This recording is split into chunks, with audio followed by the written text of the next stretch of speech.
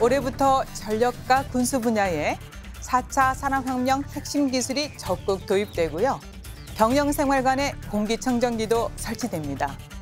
정예화된 구조로 첨단 과학기술군으로 도약하기 위한 우리 군의 계획은 무엇일까요? 국방포커스 특집 대한민국 국방을 말하다 제4부 전력자원관리실에서 말하다 지금 시작합니다.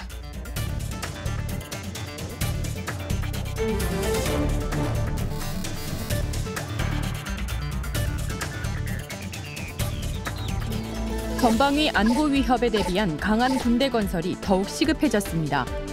국방개혁 2.0을 통해 새로운 평화를 만들어갈 수 있는 강한 힘을 갖추어 나갈 것입니다. 첨단 과학기술이 중심이 된 정예화된 강군 도약 과제는 무엇일까요?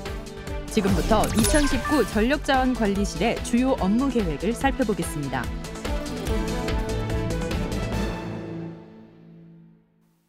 시청자 여러분 안녕하십니까? 윤지연입니다.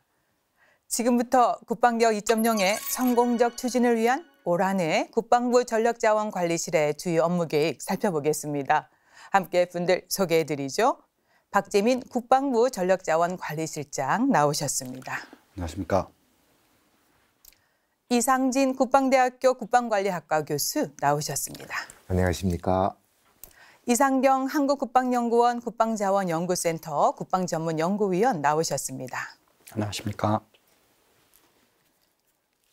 요즘 최악의 미세먼지로 국민 불안이 가중되고 있습니다. 매일 아침 눈을 뜨자마자 지역별 미세먼지 농도를 확인하고 마스크를 챙기게 되는데요. 장병들도 예외는 아닐 겁니다. 아마 걱정하는 부모님들 많으실 텐데요. 이 부분부터 먼저 짚고 가겠습니다. 우리 군에서는 발빠르게 미세먼지 관리 종합대책을 수립했고요. 바로 전력자원관리실의 업무입니다. 네, 실장님.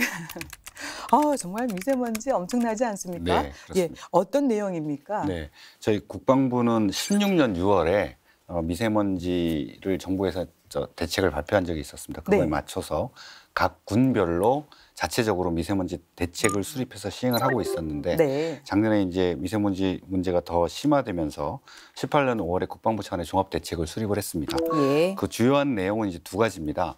장병들의 건강 관리를 위해서 운영 분야에서 할 수 있는 일과 그다음에 우리 군 스스로도 미세먼지를 어떻게 감축을 좀 해나갈 것이냐, 발생원을 차단할 것이냐 두 분야인데 우선 그 장병들 건강 관리를 위해서는 미세먼지 마스크를 매수를 확대해서 19년에 보급을 했습니다. 19년에 18매로 확대해서 보급을 했는데 이것도 지금 더 이제 미세먼지가 심해지고 있기 때문에 저희가 그 19년 중에도 조금 더 추가 보급을 하려고 지금 그 방안을 마련을 하고 있습니다. 그리고 뭐 잘 아시다시피 공기청정기를 19년에 신규로 6만 대를 보급을 합니다. 지금 계약이 다 이루어졌고 보급되기 시작했고요. 3월 말 4월 초까지는 전부 보급될 걸로 지금 준비를 하고 있으며 6만 대는 이제 주로 병영생활관을 보급을 했는데 그 기타 더 필요한 부분이 없는지 사무실이라든지 이런 데도 저희가 더 파악을 좀 하고 있습니다. 그리고 이제 야외 훈련 시에 미세먼지가 심한 날은 이제 통제를 좀 할 수 있도록 그런 조치를 하고 있고요. 그 이제 배출량 감축은 역시 그 군 차량들이 많이 노후화되다 보니까 이것을 친환경차로 바꾼다든지 오래된 것을 빨리 교체를 해준다든지 하는 것들을 파악해서 준비를 하고 있습니다. 그러니까 장병 건강관리뿐만 아니라 또 가장 반가운 소식이 병영생활관에 공기청정기를 이렇게 설치하는 발빠른 대응을 국방부가 하고 있습니다. 아무래도 장병들에 대한 어떤 국민의 어떤 요망이기도 하지 않습니까? 관심과 애정이 듬뿍 담겨 있는데 청원 해주실 부분이 있으면 좀 해주세요. 지난 이제 2월 말부터 우리 사회에 미세먼지가 좀 더 극심해진 것 같습니다. 그러다 보니까 군에서는 지금 우리 이제 훈련이라든지 병영 생활에 있어서 우리 병사들이 이 미세먼지에 대해서 어떻게 대처하고 있는가 좀 궁금하기도 참 많이 궁금했습니다. 그런데 지난 3월 8일 날 우리 국방일보에서는 일면 기사로 요 국방부에서 요 병영생활관에 공기청정기를 또 설치하고 또 우리 이제 훈련할 때에 병사들과 예비군들에게도 요 훈련 마스크를 추가적으로 더 설치하겠다는 요 기사를 보고서는 굉장히 재빠르게 발빠르게 대응했구나 하는 면에 있어서 아주 신선함이 있었습니다. 네, 반가운 소식이잖아요. 네. 이상경 박사님은 또 어떤 조언이라든가 또 첨언할 게 있으면 말씀해 주시겠습니까? 지금 실장님께서 말씀해 주셨던 그런 종합 대책들이 이제 현장에서 실질적으로 실효성을 예. 거둘 수 있도록 좀 더 확인하고 또 미비점, 또 부족한 점은 지속적으로 아마 보완 발전시켜 나가야 될 것 같고요. 네. 또 하나 또 약간 염려되는 것은 이제 미세먼지가 우리 건강에 미치는 영향, 뭐 이런 여러 가지들이 심대한 것으로 이렇게 이야기되고 또 현실적으로 또 그런 것 같습니다. 그러다 보니까 이런 군 부대의 특성, 또 군대 이런 생활하는 환경의 특수성상 그 미세먼지 발생 원인은 무엇인지, 네. 또 예보가 미치는 우리는 장병들의 생활과 직접적인 관련은 무엇인지 이런 것 좀 더 세심하게 연구하고 또 전문가 자문도 받아야 될 것 같고요. 네. 또 이런 미세먼지 상황이 장기화되다 보면 미세먼지로 인해서 야외 활동의 제한, 그로 인해서 이제 교육훈련 제한 같은 것으로 예. 어떤 작전이나 뭐 이런 거에 미치는 영향도 또 국민 한사하면서 염려됩니다. 그래서 이런 것이 장기화될 것에 대비해서 군에서 이런 착용할 수 있는 훈련할 때도 쓸 수 있고 작전에도 쓸 수 있는 어떤 군용 마스크 이런 것들을 군의 그 위장 상태에 따라서 뭐 색깔도 어떤 국방색으로 네. 하고 또 훈련하면서 사용할 수 있도록 끈이라든지 이런 것도 좀 견고하게 하고 예. 또 병사들이 여러 가지 작전하면서 쓰는데 어떤 효율성 네. 이런 것들 뭐 색깔이라든지 편리성, 견고성 이런 네. 것들을 갖춘 어떤 그런 군용 마스크나 이런 대책을 가지고 네. 미세먼지가 장기화될 것에 대비하는 네. 그런 것도 좀 연구하고 준비해야 되지 않나 그런 생각도 해봤습니다. 네, 정말 좋은 말씀이십니다. 군용 마스크 특수 제작 필요할 것 같습니다. 네, 아마 이제 시청자 여러분들께서 지금 시청하고 계실 텐데요. 눈치를 채신 분들이 계실 겁니다. 전력자원관리실이 어떤 업무를 담당하고 있는 곳인지 좀 더 설명해 주시고요. 특히 올해 중점 사항이 있을 것 같습니다. 네네. 강조해 주시겠습니까? 전력자원관리실에는 국이 4개가 지금 구성이 되어 있습니다. 네. 우선 그 무기 체계를 획득하는 분야인 전력정책관실이 있고요. 네. 그다음에 이제 그 무기를 잘 정비하고 운영 유지하고 가동률을 보장하는 군수관리관실이 있습니다. 그리고 이제 군사시설이 전국에 많은데요. 그것을 관리하는 군사시설기획관실이 있고, 그리고 이제 그 공항 이전 사업이 진행되고 있어서 네. 공항 이전 사업단이라는 또 한시적인 조직도 4개국을 가지고 있습니다. 그 올해 중점적으로 저희가 추진하고 있는 것은 국방개혁 2.0과 연관시켜서 4차 산업혁명 기술을 이 모든 분야에 그 무기 체계를 획득하는 분야뿐만 아니라 국방 운영 분야에도 어떻게 접목을 시켜서 좀 사업화하고 네. 그 향후에도 이제 좀 지속적으로 발전시킬 수 있는 그런 토대를 만드는 것이 이번 좀 중점적인 사업입니다. 네. 아울러 그뿐만 아니라 그리고 지금 말씀드렸듯이 군수 지원하는 장비, 물자, 병사들이 필요한 것들도 있고요. 네. 그다음에 이제 시설 분야도 있고 이것들을 통해서 장병 복지를 증진시킬 수 있는 복무에 전념할 수 있는 환경을 조성하는 그런 것도 중점을 두고 있고요. 예. 그다음에 또 한 가지는 그 군사시설 관련해서 이제 갈등도 많고 여러 네. 가지 요구들이 많이 있습니다. 그런 것들을 좀 조금이라도 이제 완화를 하고 갈등을 해결할 수 있게 하기 위해서 국민과 상생하는 군사시설을 조성한다라는 게 또 국방개혁 과제로 저희가 들어 있습니다. 네. 그 부분도 중점적으로 추진할 생각입니다. 네, 올 한 해 정말 굵직굵직한 사업들을 지금 계획하고 계시고 또 설명 들어보니까 꼭 필요한 사업들입니다. 그래서 이제 이런 부분에 대해서 어떻게 생각하시는지 이 박사님 먼저 말씀해 주시겠습니까? 굵직굵직한 사업의 중요성 그리고 이제 업무의 중점 사항에 대한 뭐 간단한 말씀 평가해 주시기 바랍니다. 국방부의 모든 업무가 중요하지만 특히 전력자원관리실의 업무는 장병의 의식주를 전반적으로 책임을 지고 있고 또 군사력 건설 및 유지가 국방의 핵심 업무가 아니겠습니까? 그런 네. 업무를 전체를 관장한다는 의미에서 아주 중요한 핵심 업무라고 하겠습니다. 이런 업무들이 이제 지금 4차 산업혁명 시대를 맞이해서 첨단화하고 또 의식주 문제를 선진화하고 네. 이런 곳에서 금년에 그 중점 업무 이렇게 쭉 정하신 것 잘 뭐 선정됐다고 생각합니다. 네. 이런 그 4차 산업혁명 시대의 특징은 어떤 그 정보 통신 기술 또 AI 또 여러 가지들에 대한 상호 융합이 핵심 키워드 아니겠습니까? 네. 그러다 보니까 이 국방 분야에서도 민간 분야에 발전된 그런 기술들을 시기적절하게 잘 접목해서 네. 경제적이고 효율적으로 이런 그 의식주를 선진화하고 무기를 첨단화하는데 지금 세우신 계획들이 잘 추진되었으면 합니다. 네. 교수님도요. 국방부가 이제 올해 우리 국민과 함께 평화를 만드는 강한 국군 네. 구현이 목표지 않습니까? 예. 그래서 이제 이런 평화를 만드는 데 있어서 어떻게 보면은 이제 우리가 전쟁을 잘 준비하고 예. 어떻게 하면은 어떤 전쟁 지속 능력을 잘 갖추느냐 하는 것이 굉장히 중요한 것 같습니다. 네. 그래서 사실은 이제 그렇게 전시나 평시에 요 작전의 어떤 지속 능력을 갖추는 데 있어서 요 전력 자원 관리실의 어떤 군수 요 시설, 네. 그다음에 이 전력 업무야말로 굉장히 핵심적인 그런 활동이라 할 수 있습니다. 그래서 네. 사실 이런 이제 우리 전력 자원 관리실의 올해 중점 업무 사항을 보면은 이런 이제 그 국방부의 전체 목표하고 잘 어떻게 그 조화를 이루는 가운데에 네. 국방 외부적으로 지금 환경 변화가 굉장히 많이 있습니다. 네. 특별히 보면 이제 우리가 인구 절벽으로 인해서 징집 인력이 감소되면서 우리 군에 오는 인력이 모자라다 보니까 네.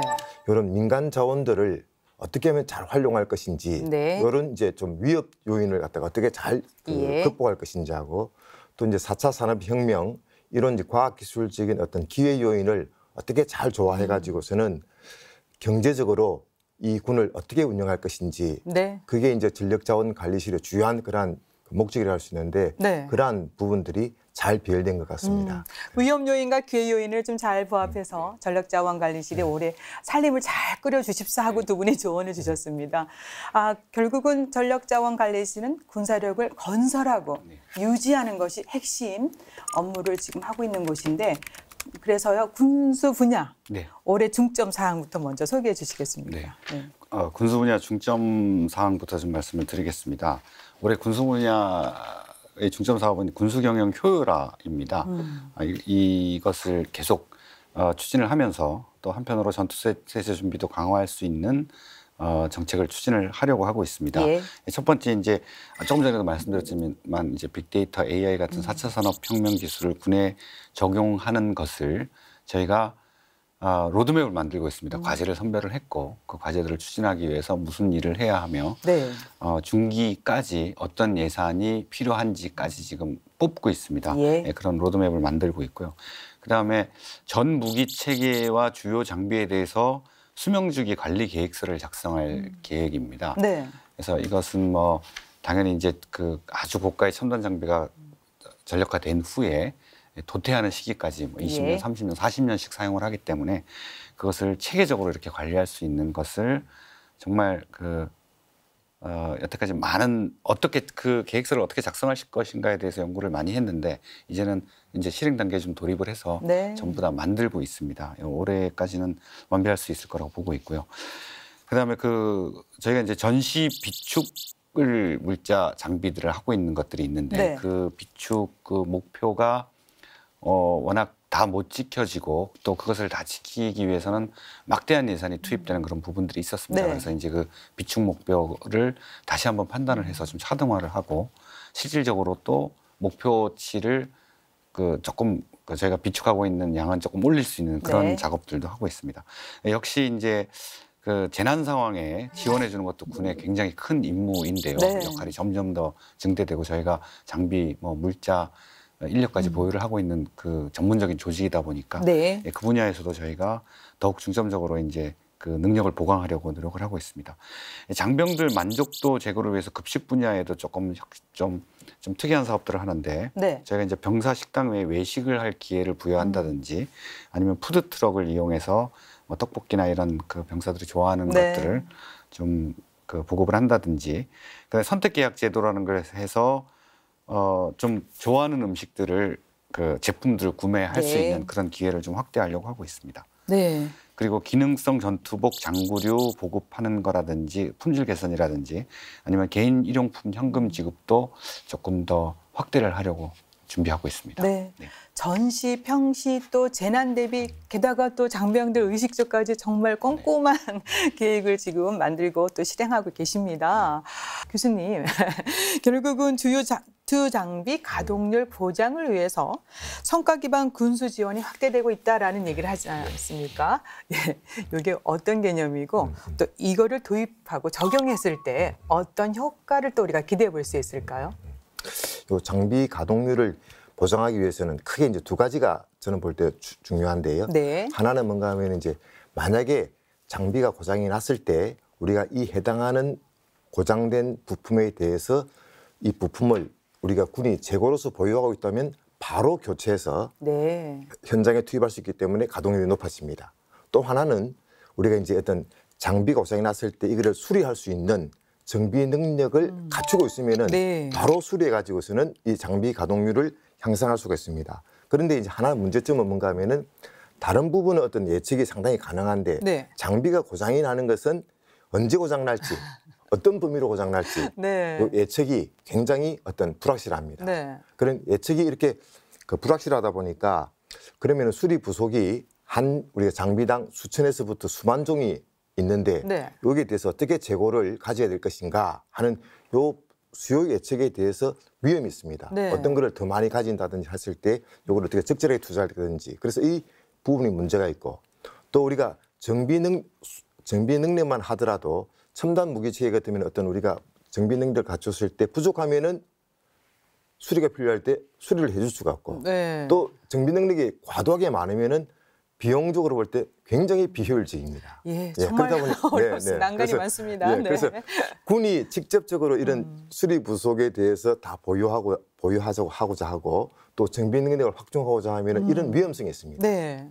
그러니까 성과 기반 군수라는 것은 군이 군직으로 직접 이걸 갖다가 다 수행하는 것이 아니라 이제 어떤 장비를 생산하거나 조립한 업체 네. 혹은 수리 부속에 대해서 이거를 구매하는 어떤 전문 업체, 이 전문 업체에 대해서 군은 이러한 성과를 달성해 주십시오. 성과 목표와 예. 성과 지표를 제시하면은 이제 업체는 이런 부분에 있어서 자기들이 위험을 짊어지고 이런 군수 지원을 수행하면서 성과를 더 많이 창출하면은 네. 군은 인센티브를 주고 예. 그다음에 이제 뭐 어떤 부족한 부분이 있으면은 페널티를 물리면서 어떤 민간이 가지고 있는 생산 조립 능력이나 그런 전문 능력을 이용해서 민간은 이익을 창출하고 군은 요 장비 가동률 이와 같은 어떤 성과를 창출하는 민과 군이 상생하는 그러한 구조가 성과 기반 군수입니다. 네. 예, 성과 기반 군수가 이제 우리가 2010년부터 한국군에서는 이제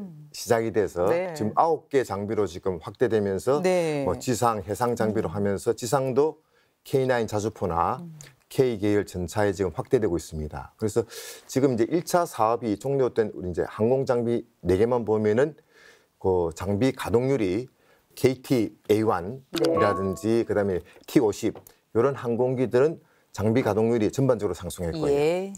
조달 기간도 이런 이제 F-15 그다음에 F-16 금방 이야기했던 T-50 이런 항공기들의 조달 기간이 성과 기반 군수를 지원하지 않은 품목에서 조달 기간이 획기적으로 네. 향상됐습니다. 아주 그런 여러 가지 장점이 있는 네. 그런 제도입니다. 그러니까 성과 기반 군수 지원 제도 요거는 점차적으로 확대를 해볼 필요가 있다는 생각을 해봅니다. 예, 확대를 해보는데 이제 한 가지 이제 애로점으로는 사실은 이제 요 성과 기반 군수를 시행하는 데 있어서 성과 기반 계약 예, 이 계약이 네. 예. 굉장히 중요한데 예. 사실 이 계약 전문가들이 어떤 좀 전문성이 부족한 게 이제 네. 가장 큰 흠입니다. 이건 이제 네. 우리 그 성과 기반 군수를 한국에 앞서서 시행한 미국에서도 보면은 성과 기반 계약의 어떤 전문가 부족이 가장 큰 문제점으로 지적되고 있는데 이제 우리도 보면 좀 예. 그런 부분에 있어서 전문성이 향상된다 그러면은 우리 성과 기반 군수 좀 잘 시행될 수 있을 거라고 네. 생각됩니다. 군수 분야에서 국민적 관심이 가장 높은 분야이면서 군수 혁신의 중요한 목표 중에 하나가 장병 만족도 제고와 직결되는 것인데요. 바로 우리 군이 꾸준히 개선하고 있습니다. 바로 급식제도, 피복 및 장구류 품질 개선입니다. 그동안 지속적인 개선을 통해서요. 장병들이 체감할 성과로 이어지고 있습니다. 주요 성과와 올해 추가되는 부분에 대해서 좀 더 알아보겠습니다. 네, 실장님 앞서서 조금씩 언급해 주셨는데요. 좀 더 이렇게 정리를 좀 해주시면 좋겠습니다. 그 급식 만족도를 높인다는 게 참 굉장히 저희 이제 어려운 일이고 부담스러운 일입니다. 그 뭐 정말 맛있다 그래야 되는 건데 그게 참 또 건강도 연결돼야 그렇습니다. 되고. 여러 가지 고려해야 될 요소들이 많기 때문에 그래서 아까 앞서 말씀드린 외식이나 푸드트럭이나 뭐 이런 걸 도입하는 혁신 사업도 하고 하는데요.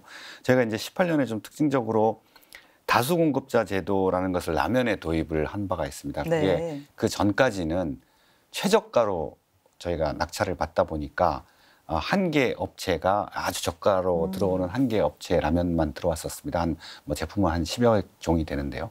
그러다 보니까 또 이제 불만들이 좀 있고 해서 지금은 다수 공급자 제도를 도입해서 4개 회사의 50가지 라면이 들어오고 있습니다. 그러면 이제 병사들도 선택폭이 넓어진 거죠. 그래서 이제 소위 뭐 민간에서 그 입대 전에 먹던 것들도 이제 먹을 수가 있으니까 만족도가 좀 많이 올라갈 걸로 생각을 하고 있고 실질적으로도 수치상으로는 조금씩 올라가는 걸로 저희가 이제 통계는 가지고 있습니다. 이 라면에 했던 다수 공급자 제도를 19년에는 주스에도 좀 도입을 하려고 합니다. 그 아시겠지만 군에는 좀 특별한 이제 주스가 다 아시는 이제 주스가 도입이 되는데 그게 아니라 민간 제품들도 들어올 수 있도록 최저가가 아닌 그 저희가 여러 가지 제품이 들어올 수 있도록 그 준비를 하고 있고요. 그다음에 초코 우유, 딸기 우유 같은 가공 우유도 도입하는 것으로 작년에 협의가 돼서 올해부터는 그런 우유도 들어옵니다. 우리 젊은 용사들이 흰 우유를 잘 안 먹는 친구들도 참 많이 있습니다. 그래서 이제 또 체질적으로 안 되는 장병들도 있다고 들었어요. 그래서 이런 것도 도입을 하려고 하고 있고 자율 운영 부식비 제도라는 것도 신설을 했습니다. 그래서 대대급당으로 월 한 120만 원 정도를 현금으로 지급을 해서 그쪽에서 원하는 특별한 어떤 부식 재료 등을 추가해서 살 수 있도록 예를 들어 멸치볶음에 뭐 아몬드를 넣고 싶으면 아몬드를 구매할 수 있도록 자율적으로 할 수 있게끔 선택폭을 좀 넓혀주는 거죠. 이런 것도 조금 시범적으로 시작을 해서 앞으로 뭐 성과가 있다면 점점 확대해 나가려고 하고 있습니다. 그 피복 분야도 저희가 이제 만족도를 조금씩 높여가려고 노력을 하고 있고 조금씩 수치는 좋아지고 있습니다만은 그 춘추 운동복이 올해 한 벌에서 2벌로 확대 지급이 되고 특히 이제 작년에 국민 참여 예산으로 그 예산을 반영해 주셨던 패딩형 동계점포가 올해 겨울 11월 이전에는 저희가 보급될 수 있도록 지금 열심히 준비하고 있습니다. 그래서 이제 이렇게 급식제도 엄청나게 개선되고 있고 또 피복 및 장구류도 개선이 되고 있는데 좀 더 획기적인 개선, 품질이 좋아지기 위해서 어떤 방안이 필요할까요? 사실 이제 이론적으로 보면은 그 품질도 향상하면서 또 비용을 절감한다는 이 두 마리 토끼를 잡는 것은 사실 굉장히 힘든 겁니다. 왜냐하면은 이제 그 품질과 우리 이제 그 어떤 제품의 단가 사이에는 어떤 상충 관계가 존재하기 때문입니다. 근데 이제 이거를 해소할 수 있는 이제 기반은 뭔가 하면은 우리가 이제 경쟁을 통해서 어떤 업체들이 경쟁을 통해서 생산성을 향상하게 되면은 요 품질도 좋아지고 비용도 낮아지는데 요 이제 이런 우리가 이제 급식이나 피복이나 장구류를 우리가 이제 군수시장 어떤 제한된 군수시장에만 맡기지 말고 민간 업체에다가 이렇게 좀 적극적으로 개방을 해서 민간에서 어떤 경쟁을 통해서 두 마리 그러니까 품질과 요 이제 우리가 그 비용을 절감하는 그러한 그 노력이 필요합니다. 그래서 사실 국방부에서는 이제 우리가 국방 규격을 요 완화한다든지 폐지한다든지 그런 노력을 지금까지 지속적으로 시행하고 있고요. 또 하나는 또 이제 그런 우리 이제 군수품에 대한 정보를 민간 시장에다가 공개를 통해서 민간 시장이 또 군수 시장으로 진입할 수 있도록 이런 노력을 굉장히 많이 해왔습니다. 근데 이제 조금 더 이제 우리가 더 이제 신경 써야 되는 그런 부분들은 사실은 이제 그 우리가 이제 이 두 마리를 잡는데 그 품질을 획기적으로 향상시키기 위해서는 좀 어떤 제대로 된 단가를 좀 보장도 해주고 그다음에 좀 자격 있는 그런 업체들이 좀 많이 들어와야 됩니다. 그런데 이제 사실 이제 국가 정책적인 고려사항이 있습니다. 국가 정책적으로 보면 이제 중소기업을 어느 정도 우대해야 된다는 그런 우선 구매 제도, 중소기업 제품 우선 구매 제도나 아니면 보훈단체에 대한 어떤 배려, 그다음에 이제 어떤 어느 정도 품질이 되고 나면은 그냥 최저가 입찰을 통한 어떤 이런 제도 이런 것들 정책적인 사항들 때문에 이런 부분들이 조금 이제 또 국방부는 좀 균형을 맞추는 네. 그런 것들이 필요합니다. 그래서 사실은 어떤 뭐 여러 가지 대책 가운데서 이런 것과 잘 균형을 맞추는 가운데에 품질 개선이 되었으면 좋겠습니다. 제약점도 있지만 하지만 지금 많은 변화가 있습니다. 네. 실장님 계속해서 꾸준히 지금 노력해 주시고요. 그리고 이제 그다음 주제가 중요한 게 초국가적이고 비군사적 안보 위협에 대비해서 또 어떤 대책을 마련해 놓고 계시는지 굉장히 중요한 안보 이슈 아니겠습니까? 네, 그렇습니다. 최근 정말 산불도 요즘 많이 네. 나고 있고요. 저희가 올해는 AI 발생이 건수는 그렇게 많지 않았습니다만은 정부가 제 국방부를 비롯해서 선제적으로 작년 10월, 11월부터 굉장히 준비를 많이 해서 예방 활동을 많이 했었습니다. 네. 그때 이제 저희 군 장비 병력들도 많이 지원을 했었고요. 예. 그런 노력으로 AI 발생 건수는 막상 그렇게 많지 않게 좀 잘 관리가 되었다고 판단을 하고 있는데요. 저희 이제 군에서 그런 노력들을 굉장히 많이 하고 있고 또 그 정부 다른 부처로부터 좀 이렇게 잘 하고 있다는 평가를 또 많이 듣고 네. 있습니다.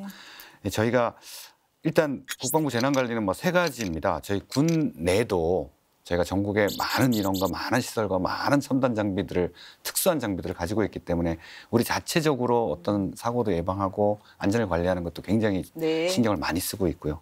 그다음에 또 국민의 군대로서 대민 지원을 적극적으로 해야 된다는 부분도 있고 그다음에 특히 이제 작년에 사례도 여러 건 있었습니다만 해외 재난 발생 시에도 저희 군이 장비와 전문적인 인력을 동원해서 지원을 할 수 있는 네. 그런 체계를 갖추려고 이제 앞으로 노력을 해 나가고자 합니다.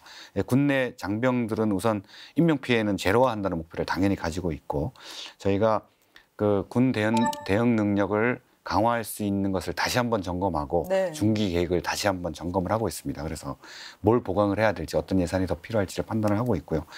재난 발생 시 신속한 지원을 위해서 저희 재난구조부대, 재난신속대응부대 이런 긴급 부대들도 저희가 편성을 해서 다 지정을 해놓고 예. 형식 훈련을 시키고 장비를 지원하고 예. 이렇게 하고 있습니다. 이런 적극적인 노력은 저희가 계속해 나갈 생각이고 앞으로도 저희 군 자체의 임무 중에 굉장히 중요한 부분으로 자리매김될 거라고 저희는 판단을 하고 더 노력을 하겠습니다. 네, 예기치 못한 재난에 항시 대비할 수 있도록 만반의 준비 네. 부탁드리고요. 네. 그리고 중요한 과제 중에 하나가 이제 아무래도 전력 분야 그렇습니다. 어떻게 할 것인지 올해 네. 중점 추진 방향 또 네. 과제 설명해 주시겠습니까? 네. 저희 이제 전력 분야는 방사청과 각 군 많은 인력들이 많은 예산을 투입해서 이제 사업을 열심히 잘 하고 있습니다. 네. 잘 하고 있는데 작년부터 국방 개혁 과제 일환으로 방위사업 개혁 과제를 저희가 선정을 했고 네. 그걸 열심히 이제 기관 간에 토의를 하고 다 과제화를 시키고 지금은 아주 세부적으로 이제 어떻게 실행할 것인가의 문제와 법을 어떻게 통과시킬 건가 하는 단계까지 와 있습니다. 국회 예. 법안도 다 제출이 정말 되어 열심히 있고. 해오셨네요. 네, 그렇습니다. 시행령 저희가 국회와 상관없이 바꿀 수 있는 건 막 바꿔 나가고 있습니다. 그래서 이것을 계속 이제 법 개정을 반드시 올해 내에 완수할 수 있도록 노력을 할 것이고 네. 내년도 예산도 반영해서 예. 필요한 개혁 과제들은 수행할 수 있도록 노력을 해나가겠습니다. 저희 이제 전방위 위협에 대응하고 그다음에 확고한 국방태세 유지하기 위한 핵 WMD 대응 체계 구축 등 이런 데 필요한 전력 사업들은 차질 없이 올해도 또 진행시킬 수 있도록 하겠습니다. 네. 특히 이제 방위 산업을 수출을 더 활성화해서 우리 내수 중심이 아니라 좀 수출 경쟁력을 갖춘 그런 수출형 중심으로 키워나가려고 하는데요. 그 부분에도 저희가 많은 관심을 가지고 업체들과 방사청과 많은 대화를 해가면서 방안들을 모색하고 있습니다. 네. 네. 예, 전력 분야 중점 과제 중에 이제 방위 사업 개혁 과제가 있습니다. 또 생소해하시는 시청자분들 계시니까 좀 더 설명 필요하고요. 특히 이제 국방 획득 체계 이게 중요하다고 했는데 무엇인지 왜 중요한지 설명 부탁드리겠습니다. 실장님께서 방위 사업 개혁 과제 또 그 중요성 또 지금까지 추진 상황 이런 걸 자세히 말씀해 주셔서 뭐 그쪽 방위 사업 개혁과 관련된 직접적인 말씀은 뭐 생략하겠습니다. 다만 우리가 그 방위 사업 또 국방 획득 이런 용어들이 네. 많이 나오는데 국민들이 용어를 좀 듣기 어려워하시고 이해하시는데도 좀 이렇게 어려움을 그렇게 말씀하시는 분들이 있어서 간단하게 용어 정의 예. 그런 것 좀 뭐 언급하고 하는 게 좋을 것 같은데요. 네. 우리가 방위사업이 딱 법률적으로 용어가 딱 나와 있지는 않습니다. 그런데 이제 방위사업법에 보면은 방위사업청 이렇게 하지 않습니까? 네. 방위사업청에서 하는 일이 우리가 그 방위산업 육성, 또 우리 군 방위사업 개선, 또 군수 조달 이런 그 하는 업무들을 하고 있어서 우리가 방위사업 할 때는 이런 그런 방위력 개선 사업, 또 방위사업 우리한 그 군수 조달, 네. 또 이 방위산업 육성 이런 것들을 포괄적으로 갖는 용어를 우리가 방위사업 이렇게 보고 있고요. 네. 또 거기서는 핵심적으로 이제 획득, 국방 획득 체계 이런 획득이라는 용어가 있는데 네. 국방 획득은 그런 무기 체계 또 전력 지원 체계 이런 걸 군수품이라고 그럽니다. 이런 군수품을 군이 원하는 시기에 군이 원하는 그런 성능과 품질을 가진 것을 조달해서 또 이 또 조달할 때 경제적으로 조달하는 조건이 따릅니다. 네. 조달해서 운영하고 또 나중에 폐기하는 그런 제반 절차를 포함하고 있고 또 그런 거를 관리하는 제도 또 조직 또 문화 이런 절차 이런 것들 포괄적으로 우리 국방 획득 체계다 이렇게 용어를 사용하고 있습니다. 네. 이런 방위사업과 국방 획득 체계의 중요성이 왜 강조되고 있는가 하면 이런 국방 획득 체계 또 방위사업을 통해서 얻어지는 그런 그 무기 체계 네. 또 전력 지원 체계 이런 군수품들이 안보와 직접 연결되는 안보 사업을 관리하는 그런 시스템이기 때문일 것입니다. 네. 이런 그 국방 획득과 관련된 무기 체계 또 전력 지원 체계 등은 우리는 환경에 상당히 민감한 특성을 갖고 있습니다. 예를 들어 재정 여건이라든지 네. 안보 상황이라든지 기술 발전 추세라든지 또 국제적으로 또 어떤 그 안보 상황에서 전쟁 양상이라든지 네. 이런 것들에 대해서 국방 획득 환경이 계속 변하고 있고 그런 변하는 환경 속에서 잘 적응할 수 있도록 또 우리가 능동적이고 유연하게 대처할 수 있도록 시스템을 갖춰가야 되는데 예. 이것은 마치 생명체가 환경이 변할 때마다 진화되어야 하는 또 변화야만이 생존할 수 있는 그런 메커니즘과 같은 특성을 갖고 있습니다. 그래서 시장님께 말씀해 주셨듯이 이런 국방 획득 체계가 현재 가지고 있는 것이 뭐 특별한 문제가 있다든지 어려움이라기보다는 이런 변하는 환경 속에서 좀 더 경제적이고 효율적으로 또 융통 있게 잘 작동할 수 있는 시스템으로 계속 변화가 필요한 것이고 네. 또 그런 일관적인 그런 생각 속에서 또 방위사업 관련된 개혁 과제들이 도출되고 지금 추진되는 것으로 알고 있습니다. 네, 좋은 말씀 해주셨는데 실장님 어떻게 생각하시고 결국은 얘기 들어보니까 국방 획득 체계 개선을 위해서는 효율성, 전문성 어떻게 할 것인가입니다. 뭐 보완책 있으십니까? 네, 저희 이 박사님 굉장히 좋은 말씀 해주셨고요. 네. 저런 그 분야도 저희가 꼭 참고를 해서 앞으로 개선하는 데도 많은 그 도움이 될 거라고 생각을 합니다. 특히 군사 선진국 미국도 계속해서 변해를 그렇습니다. 추구하고 네. 있지 않습니까? 그렇습니다. 참 네. 좋은 말씀하셨는데 이제 뭐 문제가 있는 부분도 물론 뭐 없진 않겠지만 네. 딱히 문제가 있어서라기보다는 획득 환경의 변화에 따라서 우리도 계속 뭔가 이렇게 제도를 개선해 나가야 네. 된다는 말씀 참 좋으신 말씀인 것 같고요. 그런 차원에서 이제 획득 체계 개선이 참 굉장히 복잡합니다. 전문적인 분야고 그 중에 제가 아주 중요하다고 생각하는 것을 조금 쉽게 말씀을 좀 드리면 무기체계를 개발할 때 이제 군에서 ROC라는 것을 냅니다. 세상에 어떤 무기가 외국에 있거나 없는 무기를 만들어야 되는데 이런 능력을 만들어 주세요라고 네. 이제 ROC를 처음 만드는데 그 무기체계가 사실 나올 때까지는 10년, 15년, 20년도 걸리고요. 뭐 짧은 건 5, 6년도 걸리지만 최소한 6, 7년 이상은 걸립니다. 그때 가면은 이제 기술도 진부화되고 하는 측면도 있으나 네. 그런 것을 고려해서 ROC를 조금 높게 내는 경향이 있습니다. 근데 그게 현재 기술로 구현이 안 되는 상황들이 많이 있습니다.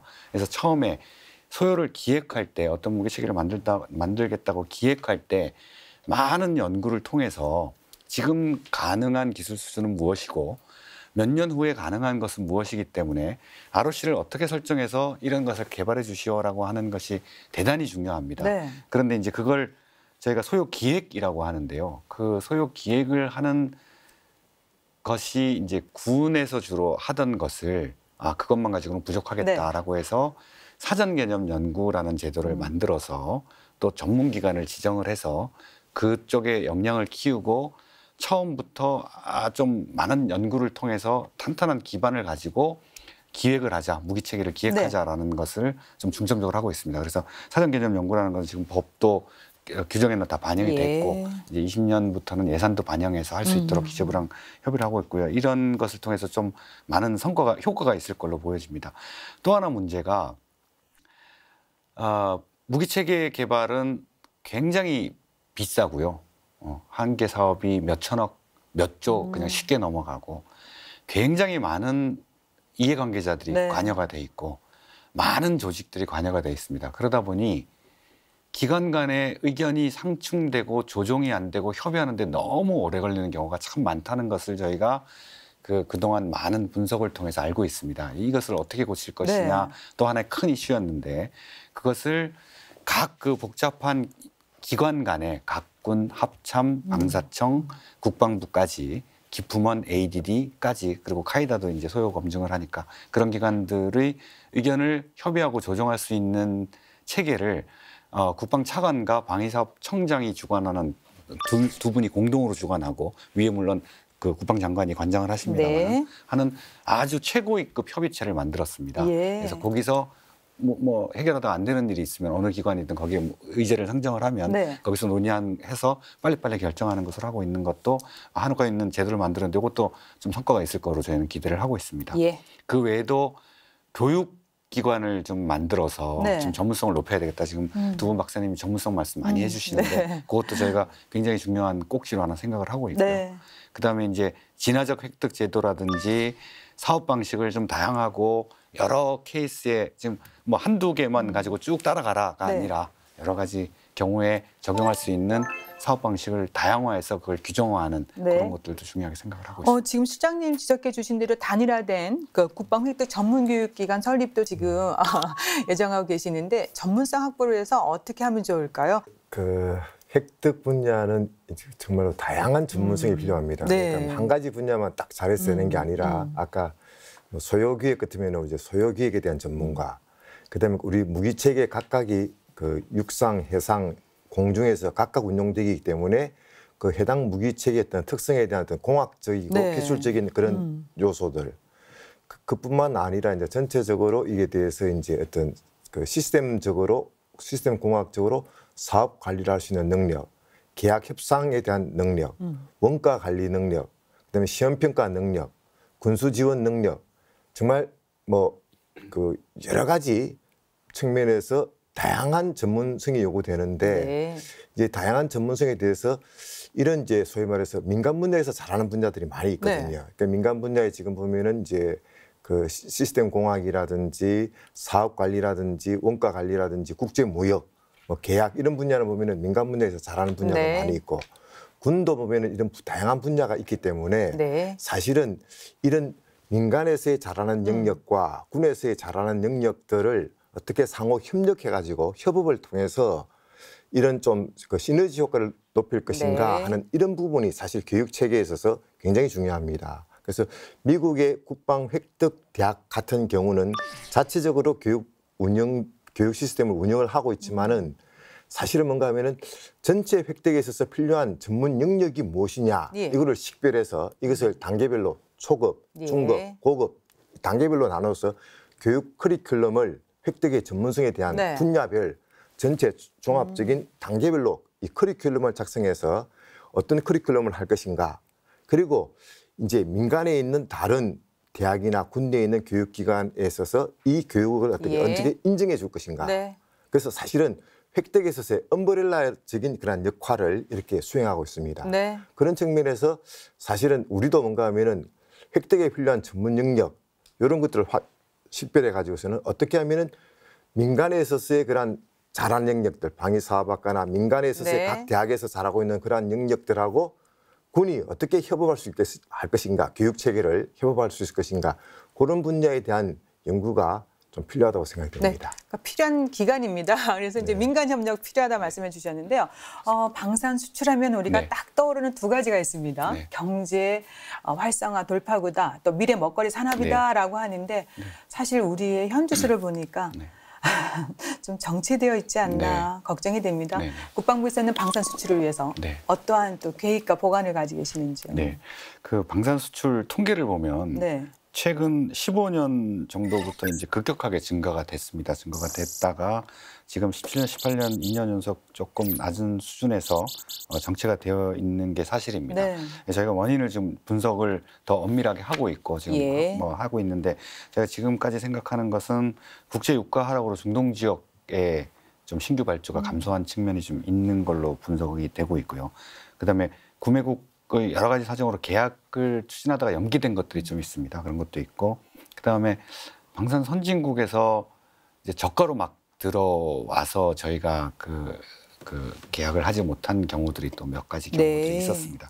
그래서 이런 분석들을 좀 더 해서 각 기관들하고 이제 또 대책도 마련을 하고 있는 중입니다. 네. 저희 국방부에서 지금 교수님 말씀하신 대로 정말 미래 먹거리 사업이고 제가 저희 정부나 국방부나 굉장히 중요하게 생각하고 있는 부분인데 이것을 하기 위한 이제 국방부 차원에서 뭐 방사청도 열심히 노력을 하고 있습니다만은 국방부 차원에서는 이런 생각을 가지고 있습니다.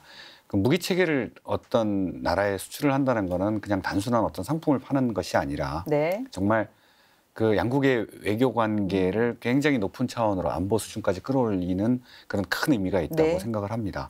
그러기 위해서는 평소에 그 상대국과 이제 국방 외교를 굉장히 많은 관심을 가지고 증진을 시켜야 될 텐데 저희 이제 주요 수출 대상국과 협상할 때는 국방부 주요 지기자가 항상 가서 할 수 있도록 네. 노력을 할 것이고 그다음에 방산 전시회라든지 각종 그 나라와의 교섭이 있고 협상이 있을 때 저희 이제 국방부에서도 꼭 누군가 참여를 해서 어떤 저희의 관심과 그런 많은 제도들도 소개하고 할 수 있는 저희 능력들도 소개할 수 있는 그런 것을 만들어 나가려고 합니다. 그리고 이제 해외 무관의 방산 분야 전문성을 높여야 된다고는 이제 계속 저희가 그 하는 방안을 모색을 하면서 그 교육도 시키고 하고 있고요. 예. 특히 이제 우리 군에서 불용 장비들이 많이 그 나오고 있습니다. 네. 도태를 시킬 장비들인데 그것과 연결해서 수출을 좀 증진시키는 것도 모색을 하고 있고 특히 이제 저희 외국군이 와서 저희 한국 군부대를 방문하고 어떤 방산업체를 방문하고 우리 그 정비하는 군수사나 이런 데를 방문하면 정비창 같은 데를 방문하면 참 그 한국군이 뭐 무기를 만들기도 잘 만들지만 운영을 참 잘한다는 네. 얘기를 많이 합니다. 그래서 그 일반적인 군사 외교가 있을 때도 네. 꼭 그 외국군을 어떤 그런 시설 같은 데 갈 수 있는 기회를 마련을 해서 네. 한국군이 정말 운영을 잘한다는 것도 보여주고 우리 한국군 무기를 구매를 하면 운영까지 저희 한국군이 같이 책임을 진다라는 것을 인식을 시켜줄 수 있도록 네. 보여줄 수 있도록 그렇게 준비를 할 생각입니다. 네. 네. 계속해서 군사 외교, 방산 외교 확대 네. 부탁드리면서요. 방산 수출 활성화를 위해서 보완될 부분은 또 무엇이 더 있을지 또 정부의 획기적인 지원 정책으로 개선 방안을 강구해야 한다는 지적이 있고요. 또 방산업체들의 공격적인 투자 필요하다. 또 연구개발 뒷받침돼야 한다는 지적도 있는데 두 분의 의견을 간단하게 듣겠습니다. 이 교수님 먼저 말씀해 주세요.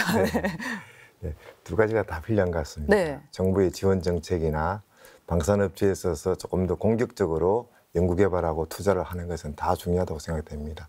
아까 이제 실장님께서도 말씀했지만은 외국에서 와서 보면은 우리가 수출이 되는 품목들을 가만히 살펴보면은 지금 한국군에서 운용하고 있는 그런 장비들, 지금 우리가 뭐 어떤 만들어서 혁신 제품이나 신규 장비가 아니라 한국군에서 운용하는 장비가 대부분이 수출에 있어서 많은 물량을 차지합니다. 네. 그래서 사실은 어떤 수출을 위해서 하는 것도 굉장히 중요하지만 뭔가 일단은 이 방산업체들이 공격적인 투자나 연구개발을 하기 위해서는 뭔가 하면은 앞으로 미래에 우리 지금 방위산업 시장이 계속해서 안정적이 될 것이냐, 성장이 될 것이냐 네. 하는 데 대해서 예측 가능성이 있어야지만이 투자나 연구개발이 될 수가 있습니다. 그런 측면에서 지금 여러 가지 안보 환경이 지금 사실은 여러 가지로 변화되고 있기 때문에 그게 쉽지는 않겠지만은 지금 이제 국방부 차원에서는 뭔가 하면은 우리가 좀 더 중장기 소요 계획서나 중기 계획서 상에 있어서의 그런 우리 이제 방위력 개선 사업들의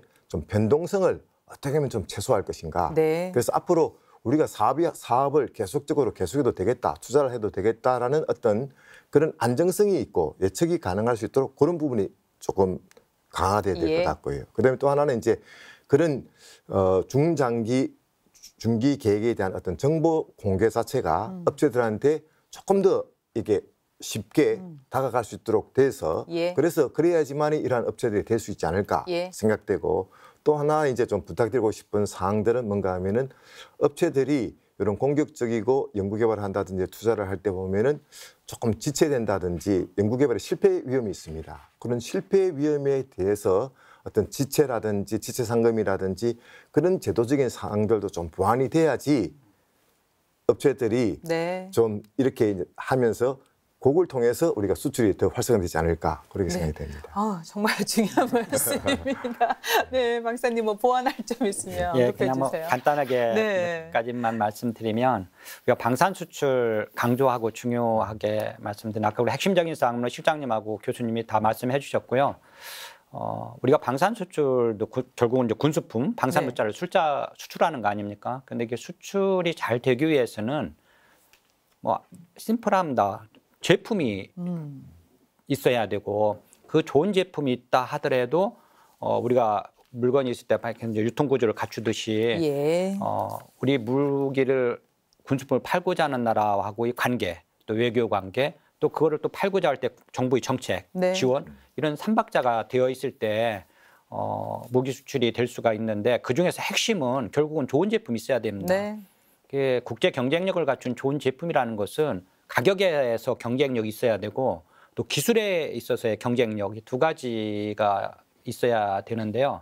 특히 이런 기술을 갖고 있어야 되는데 그 기술 중에 특히 외국에서 통제하는 EL 품목들이 있습니다. 그 수출 승인 통제 품목들은 수출 대상되는 무기측에 대해서는 국산화를 시켜서 상대국에서 요구하는 형태로 개조 개량 개발할 수 있는 우리가 기술력을 확보해야만이 지속적인 수출을 할 수가 있고 또 그렇게 어떻게 기술을 확보할 것인가 하는 문제는 결국 이제 연구개발 투자 또 연구의 방법은 아까 뭐 교수님께서 말씀해 주셨던 그런 제반 사항들 될 때에 또 그런 지속적인 투자가 가능하지 않을까 그렇게 생각합니다. 네, 실장님 계속해서 방산 수출 분야에서 주시고요. 효과로 또 이어졌으면 하고 시설 분야 올해 중점 사업 어떻게 됩니까? 시설 분야 저희 이제 뭐 병영생활관을 신축을 한다든지 아니면 우리 군사시설을 조성하는 사업들은 지속적으로 추진을 하고 특히 이제 시설 분야도 안전 문제에 지장이 없도록 그런 분야도 저희가 중점을 두고 있습니다. 그리고 특히 이제 신축도 신축인데 건물을 유지 보수비를 대폭적으로 늘려서 건물을 유지를 잘 해서 더 오래 쓸 수 있도록 하고 또 장병들이 현재 당장 불편한 것들을 리모델링 등등을 통해서 고쳐줄 수 있도록 또 중점적으로 추진을 하고 있고요. 아까도 말씀드렸지만 국방개혁과 관련해서 이제 지역사회가 상생하는 군사시설 조성도 하나의 큰 과제가 되겠습니다. 그래서 도심 친화형 군사시설을 조성한다든지 아니면 제가 그동안 이제 예산상 우선순위가 밀려서 쓰지 않는 시설인데 저희가 철거를 못했던 것들이 전국에 많이 산재돼 있는데 그것도 철거하고 그리고 무단으로 정당한 보상을 제공하지 못하고 점유하고 있던 사유지에 대한 보상도 저희가 올해부터 중점적으로 시작을 하려고 합니다. 그 외에도 군복구역 해제 같은 것도 적극적으로 계속 지속하고 특히 이제 직업군인 주거지원 제도 관련해서 여러 가지 또 제도를 준비해서 정책을 시행하려고 하고 있습니다. 네, 지금 시장님 언급해 주신 대목 중에 왜 그 지난해 군 유휴시설 전수조사 실시하셨고 무단 점유하고 있는 사공유지 실태를 파악하셨잖아요. 그러면은 이거를 토대로 이제 어떻게 할 예정이신지. 작년에 지금 교수님 말씀하신 대로 전수조사 결과 8,300여 개소 정도를 저희가 당장 철거를 할 필요가 있는 시설로 전국에 식별을 했고요. 그것을 중기계획에 이제 예산을 반영을 했습니다. 반영을 해서 21년까지면은 전부 철거할 수 있도록 저희가 기재부 예산 당국과도 다 협의가 돼서 이것은 올해, 내년, 내후년까지 한 3년에 걸쳐서 다 철거하는 것으로 준비를 하고 있습니다. 여기도 이제 막대한 예산이 투입될 예정이고요.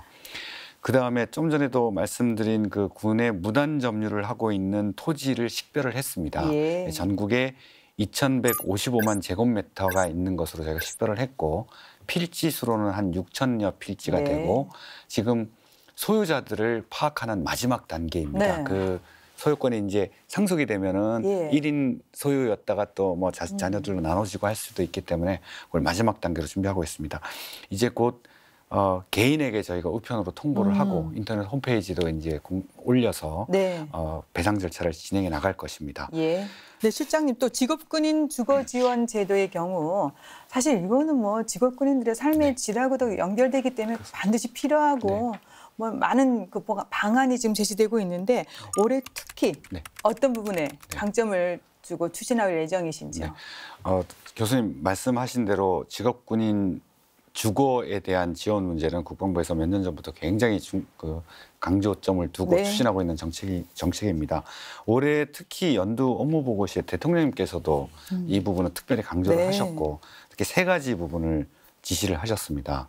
첫 번째는 이제 초급 간부의 주거 여건 개선입니다. 소위 이제 BOQ라고 하는 것들이 많이 노후되고 부족합니다. 저희가 지금 파악하고 있는 바로는 현재 열악하다고 판단되는 게 한 1만 2천여 실 정도가 됩니다. 그중에 올해 한 4,300여 실을 개선하는 예산이 이미 반영됐고요. 나머지 것들도 2, 3년 안에 해결할 수 있도록 저희가 준비를 하고 있습니다. 초급 간부 주거 시설인 BOQ뿐만 아니라 기혼 간부 주거인 군 관사, 군 아파트도 저희가 수요자 특성, 그러니까 자가를 보유하는 분이라든지 아니면 단독 부임하는 사람들이 있습니다. 그런 특성들을 다 고려해서 좀 더 세분화된 지원을 할 수 있도록 제도를 만들어 나가고 있고 지금 거의 완성 단계에 있습니다. 또 민간주택을 이용하기 위한 이제 월세도 지원해주고요. 그다음에 주거시설 관리를 민간 위탁을 시키는 그런 제도들을 도입을 하고 있습니다. 또 한 가지 강조하신 게 그 군인들이 이사를 너무 많이 한다. 보통 뭐 중대령 평균을 내보면은 뭐 20회 이상씩 이사를 하는 경우가 많은데 잦은 이사를 줄이기 위해서 제도 개선 방안을 모색을 하고 있습니다. 근데 군의 어떤 근무 여건상, 특성상 이건 참 해결하기가 쉽지는 않은 분야입니다. 정말 저 강원도 산골부터 계룡대 저 후방 제주도까지 서울에 근무지가 다 이렇게 또 근무를 또 돌아가면서 해야 되는 문제가 있기 때문에 쉽지는 않지만 그래도 가급적이면 주거를 지원해주는 권역을 광역화한다든지 주택수당을 다른 제도로 좀 바꿔서 어떻게 지원해줄 수 있는 방법들을 궁리를 하고 있습니다. 또 한 가지가 이제 위장전입 문제인데요. 조금 전에 제가 말씀드린 그런 어떤 직업의 특성상 군인들이 위장전입에 해당되는 경우가 왕왕 있는 걸로 자녀 저희가 교육 때문에 또 그렇습니다. 그렇지 않습니까? 자녀 교육 플러스 이제 주택 분양받는 문제인데 그래서 이것도 국토부랑 저희가 협의를 하고 있습니다. 1번 분양할 때 군인에 대해서는 거주자 우선을 적용을 조금 면제를 해주는 특성이 있기 때문에 그런 방향으로 협의를 하고 있습니다. 정말 개선책 들어보니까 괜찮습니다. 대통령 특별 지시 사항이기도 하고 국방부가 많은 협조를 하고 있는데 박사님 이런 개선 사항 어떻게 생각하십니까? 저도 뭐 오랜 군 생활을 한 거쳐서 지금 연구소로 가 있는데요. 특히 군인이 그 주거 환경 문제는 이제 안보적 차원에서 국방부만 이렇게 신경 쓸 것이 아니라 그 예산을 편성하는 기획재정부라든지 국민이 주거 복지를 담당하는 국토교통부라든지 이런 그 범부처가 같이 관심을 가지고 해결해 줄 수 있는 그런 노력도 같이 이렇게 곁들여 준다면 정책을 그 속도 있게 추진해 나가는데 많은 도움이 되지 않을까 그렇게 생각해봤습니다. 군의 주거 지원 향상을 위해서는 유관 기관의 협조가 있어야 시너지 효과가 있다. 맞습니다. 계속해서 애써주시길 부탁드리고요. 지금까지 올해 국방부 전력자원관리실의 주요 업무 계획을 좀 살펴봤는데요. 꼼꼼하게 마련된 계획이 많습니다. 어떻게 추진해야 될지 다짐과 당부 말씀 듣는 시간으로 하겠습니다. 이상진 교수님 먼저. 아무리 좋은 정부 정책이라도 우리 이제 국민들의 어떤 성원과 지지가 없이는 좀 뭐 이게 그 정책이 오래 가지 못하고 정책이 또 실패할 가능성이 굉장히 큽니다. 또 올해 이제 우리 국방부에서도 이제 국민과 함께하는 군 이렇게 우리가 모토가 있기 때문에 어떤 우리가 이 전력자원관리실의 군수 시설 전력 업무에 대해서 지난 2018년도에 보면 이제 국방일보나 국방TV 이런 국방 매체를 통해서 그 잘 홍보를 아주 많이 해왔습니다. 그래서 사실 이게 전력자원 관리 분야가 인기가 있는 분야가 아니라서 참 어려운 분야라서 홍보하기가 힘드셨었는데 많이 했었고요. 근데 이것이 이제 우리 국민들한테 좀 더 다가가서 알기 쉽고 이해하도록 그렇게 하기 위해서는 이제 국민들한테 다가가야 되는데 일반 우리가 이제 대중매체에 광고한다든지 이런 게 참 쉽지가 않은 상황인 것 같습니다. 그러다 보니까 제가 한 2가지 정도 제안을 한다 그러면은 지금 이제 우리 군에 관련돼서 하는 어떤 프로그램, 네. 작년 같으면 우리 뭐 진짜 사나이라든지 그런 프로그램의 어떤 간접 광고를 통해서 어떤 군수품이나 전력 지원이라든지 이런 것들이 좀 간접 광고 형태로 지금 예. 요즘 보면은 많이 유행하고 있으니까 그런 걸 좀 잘 기획한다면 효과가 있겠고 또 하나는 이제 우리가 아까 재난 재해 할 때 보면은 저도 이제 볼 때마다 보면 그런 일을 우리 국방에서 했나 하는 그런 부분들이 있기 때문에 네. 뭐 재난이 발생했을 때 우리가 어떻게 이걸 대응해야 되겠다, 홍보적인 측면에서 어떻게 매뉴얼을 대응해야 되겠다는 네. 좀 그런 매뉴얼, 이런 외국에 또 지원하는 것이라든지 이런 것에 있어서 그런 매뉴얼을 좀 더 마련한다 그러면은 국민들이 우리 전력자원관리실에서 한 업무에 대해서 더 잘 이해할 수 있지 않을까 네. 생각됩니다. 아, 정말 좋은 아이디어입니다. 또 새로운 숙제를 드렸습니다. 네, 박사님도 조언 부탁드리겠습니다. 전력자원관리관실의 임무는 사실 많은 재원이 소요되고 또 그 첨단 과학기술의 국가적 차원에서 기술을 접목해야 되는 그런 그 어려운 임무입니다. 네. 그래서 이런 임무들이 많은 계획을 아까 세우시고 말씀해 네. 주셨는데 이런 것이 국민들이 또 그걸 실질적인 장병들이 현장에서 체감할 수 네. 있는 그런 또 이런 아웃풋을 내야 되는데 그것이 또 그렇게 빠른 시간 내에 내기도 어려운 그런 또 속성을 가지고 있습니다. 약간 그렇지만은 결국은 이런 정책이나 제도가 잘 되고 있다 하는 걸 느끼려면 그런 그 수혜자들이 체감할 수 있도록 돼야 되기 때문에 좀 더 속도감 있게 업무가 추진돼야 될 것 같고 네.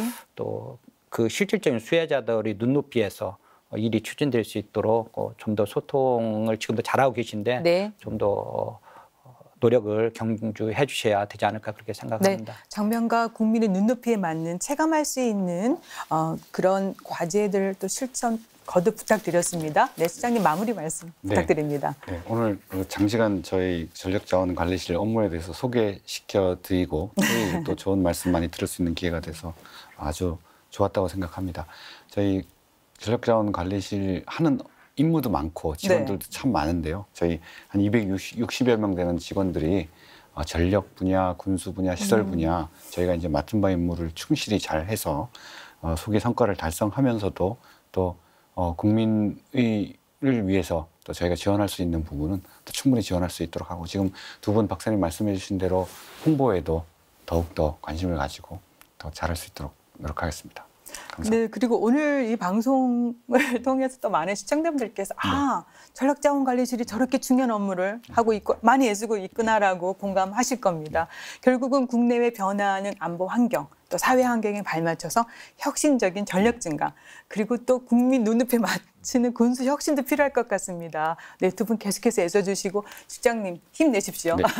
저도 함께 하겠습니다. 오늘 도움 말씀 고맙습니다. 여기서 마치겠습니다. 미래 전장에 대비한 첨단화, 장병 체감도 향상을 위한 의식주 개선 등 군사력을 건설하고 유지하는 전력자원관리실 임무의 중요성을 강조해보면서 함께하신 국방포커스. 오늘은 여기서 마치겠습니다. 함께하신 여러분 고맙습니다. 다음 주에 다시 찾아뵙겠습니다. 안녕히 계십시오.